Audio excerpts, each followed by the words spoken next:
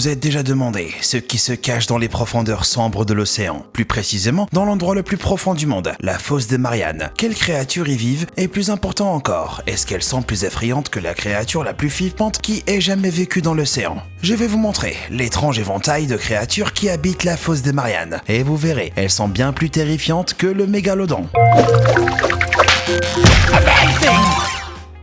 La fosse des Mariannes se trouve dans l'océan Pacifique occidental, à 200 km d'un archipel en forme de croissant appelé île Marianne. Elle fait 2550 km de long sur 69 de large. Alors, quelle est sa profondeur? La fosse des Mariannes commence à une profondeur de 5000 mètres, mais son point le plus profond, le Challenger Deep, est à 10 994 mètres. Le mont Everest, qui fait 8848 mètres de haut, pourrait rentrer dans la fosse des Mariannes et il resterait encore plus de 2000 mètres. Vu ses caractéristiques géographiques uniques, la fosse des Mariannes a plusieurs caractéristiques qui rendent la vie difficile. Déjà, la lumière du soleil n'atteint pas ses profondeurs, la zone est dans l'obscurité totale, et donc tous les animaux ont du mal à la traverser. Ensuite, il n'y a pas d'algues ni de plantes à manger, comme il n'y a pas de soleil. Troisièmement, vu le manque de lumière, il fait très froid, avec des températures allant de 4 degrés à moins 1 degré. Et enfin, la pression est de 1 tonne par centimètre carré, soit plus de 1200 fois plus que la pression atmosphérique moyenne au niveau de la mer. C'est comme si vous portiez le poids d'un camion entièrement chargé sur votre tête en étant coincé dans un frigo. Et comme vous allez le voir, pour survivre dans cet environnement vraiment extrême, les créatures qui vivent dans ces profondeurs ont évolué de manière plutôt étrange.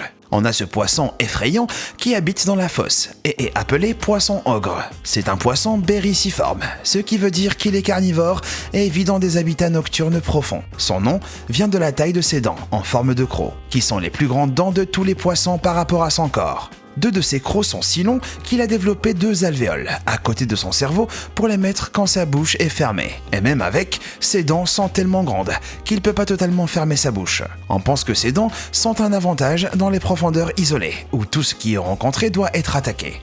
Même si sa proie est plus grosse que lui, ses dents et sa bouche énorme seront utiles. Donc, il se déplace en espérant tomber sur de la nourriture. Terrifiant. Mais avec sa longueur moyenne de 16 cm, il reste trop petit pour vraiment blesser un être humain. Les poissons ogres juvéniles restent à une profondeur allant de 200 à 2000 mètres, mais les adultes peuvent descendre encore plus profond, jusqu'à 5000 mètres. Sans lumière, pour trouver ses proies, il utilise la chimioréception par contact. Ces récepteurs réagissent aux substances chimiques émises par ses proies lors d'un contact physique. Un berk. À part ces poissons ogres petits mais bizarres, il existe d'autres créatures comme la limace de mer des Mariannes et le sténophore benthique, qui survivent dans cet endroit extrême, mais aucune d'entre elles n'est aussi terrifiante ou bizarre que le mégalodon. Cette espèce de requin éteinte qui mesurait environ 10 mètres de long, presque autant qu'un T-Rex. Donc, pour trouver dans la fosse des créatures aussi effrayantes que les mégalodons, on doit remonter le temps à la période préhistorique, où le niveau de la mer et le monde étaient très différents. Après tout, seulement 4 courtes descentes ont été faites pour découvrir ce qui vit dans la fosse. Donc, tout ce qu'on peut faire, c'est de deviner ce qui y vit. Il reste 95% de l'océan à explorer, et comme il fait près de 250 000 km², qui sait, on pourrait même trouver des créatures des grands fonds marins qu'on pensait être éteintes. Explorons maintenant ensemble les possibilités. Ce premier est un reptile marin carnivore et sûrement la créature la plus effrayante qui ait jamais parcouru les mers.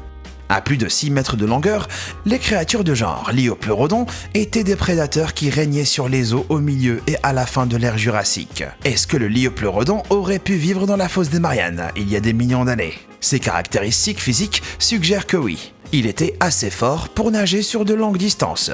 Il avait 4 membres puissants qui, un peu comme des pagaies, lui permettaient de se déplacer. Les chercheurs ont remarqué que sa méthode de propulsion était pas vraiment la plus efficace, mais elle lui permettait d'accélérer pour tendre une embuscade à sa proie. Et des études sur son crâne montrent qu'il aurait pu utiliser des narines pour identifier des odeurs et localiser leurs sources. Donc il vivait dans des eaux plus profondes comme la fosse, où le manque de visibilité ne l'empêchait pas de chasser. Le Liopleurodon avait des yeux faits pour tendre une embuscade à sa proie depuis le bas. Ses yeux étaient dirigés vers le haut pour voir leur silhouette. Et si la lumière du soleil atteint plus le fond de la fosse, certaines créatures des grands fonds ont développé une bioluminescence et émettent de la lumière pour attirer les proies, un partenaire ou faire peur à d'autres créatures. En plus de localiser sa proie dans l'obscurité par l'odeur, il devait se cacher dans les profondeurs sous sa proie pour tendre une embuscade. Un deuxième monstre préhistorique qui a peut-être vécu dans la fosse des Mariannes. C'est ce mosasaure marin géant appelé Enosaurus, qui d'après les scientifiques a atteint 12 mètres de long, presque autant qu'un mégalodon moyen. Et avec ses dents, il aurait même effrayé un mégalodon. D'après les scientifiques, il vivait surtout dans les eaux peu profondes d'Europe et d'Amérique du Nord. Mais il y a aussi des preuves qu'il a peut-être aussi parcouru les profondeurs de la fosse des Mariannes, comme il y avait une grande variété de proies. Si on connaît pas vraiment la plupart des créatures qui ont erré ou errent dans la fosse des Mariannes, certains requins ont été identifiés comme vivant dans des habitats similaires en eau profonde. À l'heure actuelle, les requins lutins peuvent vivre jusqu'à 1300 mètres plus bas, et les requins lézards peuvent atteindre 1500 mètres de profondeur. Le calamar géant, un céphalopode, a été trouvé à plus de 1000 mètres. La tortue lutte, elle, a été trouvée à 1200 mètres, et un spécimen de Enosaurus a été découvert en train de manger une tortue géante en Belgique. Ses profondeurs sont presque les mêmes que la profondeur de départ de la fosse des Mariannes, mais les requins préhistoriques et les céphalopodes auraient pu être descendus plus bas. Et si c'est le cas, les Enosaurus se sont peut-être adaptés aux conditions de l'habitat de leur proie. Ils avaient de grandes narines, donc ont dû vivre dans une région où avoir un meilleur odorat était bénéfique. Leurs grandes narines leur auraient permis de localiser la nourriture dans les eaux très profondes. Ensuite, voilà un poisson qui ressemble à un requin ayant vécu il y a 290 millions d'années et mesurait 6 mètres de long. L'hélicoprion aurait pu vivre dans la fosse des Mariannes pour plusieurs raisons. Déjà, ses parents vivants les plus proches sont les chimères, et la plupart des espèces de cet ordre vivent jusqu'à 2600 mètres de profondeur, comme elles y prospèrent. Peut-être que l'hélicoprion vivait encore plus profond. C'est une bête mystérieuse et les scientifiques étudient toujours son comportement et son anatomie, comme on n'a pas encore trouvé de fossiles entiers, mais on pense qu'il a vécu vers la tranchée. Il y a donc de grosses chances que le fond marin autour de cet endroit soit le seul lieu où on en trouvera un fossile complet. Et son régime alimentaire est similaire à celui du Enosaurus, comme il mangeait du poisson et des céphalopodes. Les chercheurs se sont longtemps demandé à quoi servaient ses dents en forme de spirale et où elles se développaient. C'est qu'en 2013 qu'un crâne a été scanné et a révélé la vérité. Sa verticille dentaire se trouvait en fait dans sa mâchoire inférieure. S'il avait traqué un poisson ou un calamar des grands fonds marins qui vivaient dans la fosse des Mariannes il y a 290 millions d'années, il aurait sûrement tranché le corps de sa proie avec ses dents en forme de scie.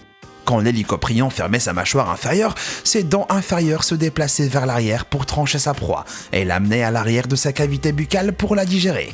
Comme un fossile complet et pas encore été découvert, le mystère de cette créature n'a pas encore été totalement résolu. Et perso, je suis impatient d'en savoir plus. L'Odobenocetopsidae est une autre créature effrayante des eaux profondes. C'est une baleine qui s'est éteinte avant que le Pliocène commence, il y a environ 5,3 millions d'années. Il faisait 4 mètres de long et pesait jusqu'à 650 kg.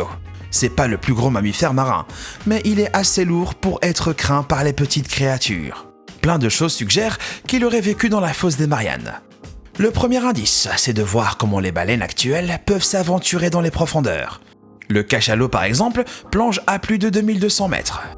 La baleine de Cuvier va à plus de 3000 mètres de profondeur, soit le plus profond jamais enregistré par un mammifère. La pression est si forte dans ces profondeurs que les poumons pourraient s'effondrer et convulser, mais les baleines y vont pour trouver de la nourriture comme des calamars des grands fonds. Et le truc, c'est que les mammifères marins, comme les baleines, ont des cages thoraciques flexibles et pliables qui protègent les poches d'air comme les poumons. Mais on sait toujours pas comment ces baleines évitent les convulsions causées par le syndrome nerveux des hautes pressions. Si les baleines peuvent maintenant contrer la pression des eaux profondes, l'Odobenocetops aurait pu faire pareil. Un autre indice pour savoir si l'Odobenocetops est descendu dans la fosse des Mariannes, c'est la façon dont son museau et son cou ont évolué.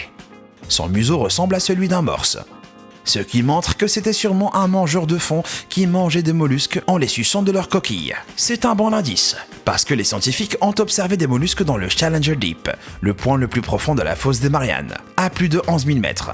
Et son cou est flexible, ce qui lui permet de bouger sa tête environ 90 degrés, pour mieux voir sa nourriture en dessous. En dehors de ça, on n'en sait pas beaucoup plus sur l'Odobenocetops, mais les scientifiques pensent qu'il a peut-être utilisé ses défenses pour trouver des proies à proximité, mais aussi les assommer, comme les narvals utilisent leurs défenses pour assommer le cabillaud arctique. Dans l'ensemble, la tranchée des Mariannes reste un endroit mystérieux et insaisissable, qu'on n'explorera peut-être jamais pleinement. Donc les possibilités qu'une vie étrange y existe sont infinies. Alors dites-moi dans les commentaires qu'est-ce que vous pensez qu'on y trouvera. Et comme toujours, merci d'avoir regardé. À bientôt.